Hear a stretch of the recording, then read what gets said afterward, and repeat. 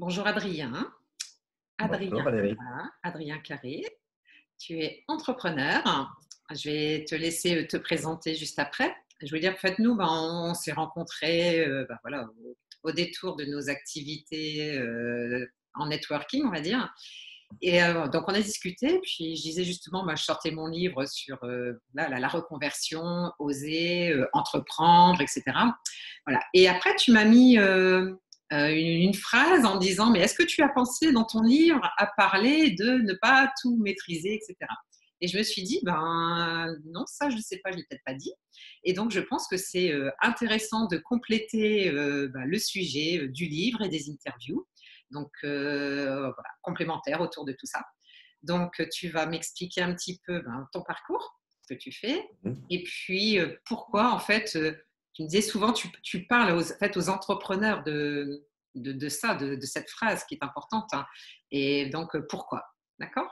Donc, Ok. à toi. Écoute, du coup, moi j'ai fondé Jackson Kent il y a 10 ans.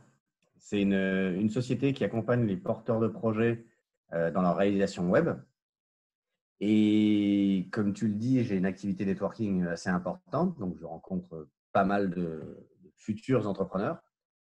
Et à tous, je leur répète quelque chose de fondamental, comme tu l'as suggéré, c'est que tu ne pourras pas, en tant qu'entrepreneur, savoir quand ton business ira bien indéfiniment. Ce que je veux dire par là, c'est que quel que soit le business que la personne va lancer, il va y avoir une période pendant laquelle elle aura une visibilité sur j'ai du business sur 2 semaines, j'ai du business sur un mois, j'ai du business sur 3 mois, j'ai du business sur les plus chanceux sur plusieurs années. Ce business-là va faire vivre ma boîte pendant ce temps-là. Mais il y aura toujours une date à laquelle, s'il n'y a pas de nouveau business, la boîte s'arrêtera. En tant qu'entrepreneur, on verra toujours cette date. Et elle sera toujours là, quel que soit le business. Il y aura toujours cette date-là. Et cette date-là, ça va être un poids. Et c'est un poids nouveau qu'on n'a pas en tant que salarié en général et qui est commun à tous les entrepreneurs. C'est de se dire, je n'ai pas de nouveau business. À cette date-là, la boîte, elle s'arrête. C'est un poids moral, c'est un poids de stress. Et c'est celui que je souligne à tous les nouveaux entrepreneurs parce qu'ils doivent l'accepter. Ils doivent se dire, OK, il est là. OK, c'est là.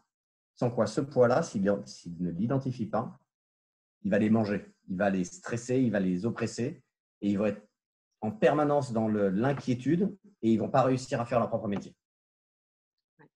Ils vont pas avoir la vision en fait de au-delà qui en fait qui empêche justement de poser ses actions, de réfléchir à ses stratégies pour justement Exactement. toujours passer au-dessus de cette échéance quoi. Et c'est drôle parce que quand tu l'as dit, tu vois, j'avais l'impression de le vivre, ça m'a fait un nœud dans l'estomac.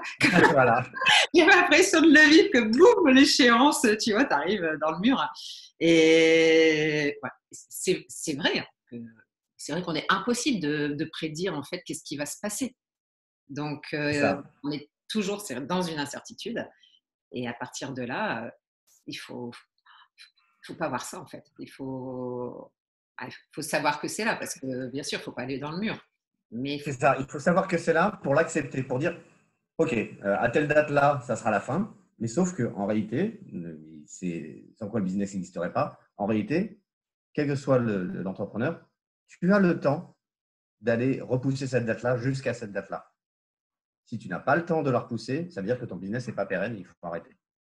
Mais dans la majorité des business, tu auras le temps de repousser cette date-là. Et du coup, il faut l'accepter, dire oui, elle est là, j'accepte, je relâche et je vais faire les actions nécessaires pour repousser cette date-là.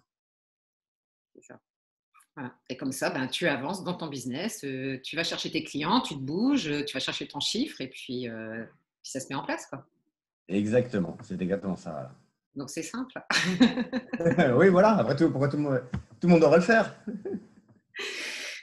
Mais c'est vrai que c'est une notion qui est importante à préciser parce que encore moi hier j'étais au téléphone avec quelqu'un et qui me disait mais là d'habitude j'ai toujours 6 mois d'activité de planifiée et là j'ai que un mois et donc ça la mettait en stress parce qu'elle a des salariés et voilà et donc d'un seul coup boum, panique parce que justement on n'a plus cette visibilité mais c'est là qu'il ne faut pas focaliser sur le stress, hein, parce que de toute façon, c'est pas bon non plus, je dirais, avec la loi d'attraction et compagnie.